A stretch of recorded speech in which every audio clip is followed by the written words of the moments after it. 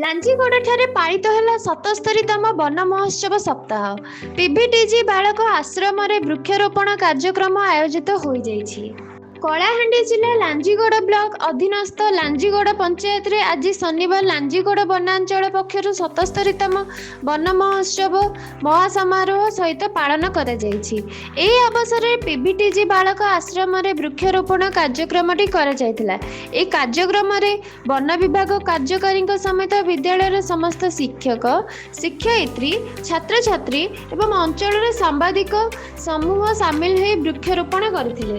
ଲାଞ୍ଜିଗଡ଼ ବନପାଳ ଧରଣୀଧର ପଣ୍ଡାଙ୍କ ଅଧ୍ୟକ୍ଷତାରେ ଆୟୋଜିତ ଜନସଚେତନତା ସଭାରେ ବୃକ୍ଷର ମହତ୍ତ୍ୱ ନେଇ ବୁଝାଇଥିଲେ।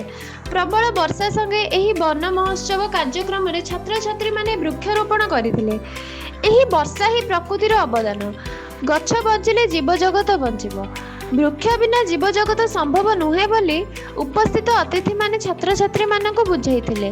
ଏହାସହ ବୃକ୍ଷରୋପଣ କରିଦେଇ ନିଜ କର୍ତ୍ତବ୍ୟ ସମ୍ପାଦନ ହୋଇଗଲା ଭାବିବା ଭୁଲ। ସେହି ଗଛକୁ ବଞ୍ଚାଇବା ଜରୁରୀ। ତେଣୁ ତାଙ୍କୁ ବଞ୍ଚାଇବା ପାଇଁ ସଂକଳ୍ପ ନେଇ ତା ପରଦିନ 11:30 ସମୟରେ ଏହି କାର୍ଯ୍ୟକ୍ରମ ସମ୍ପନ୍ନ ହୋଇଥିଲା। କଳାହାଣ୍ଡିରୁ ଜିଲ୍ଲା ପ୍ରତିନିଧି ମହେଶ୍ୱର ପତିଙ୍କ ରିପୋର୍ଟ, ଉତ୍କଳ ଜାଗ୍ରତ ବାର୍ତ୍ତା।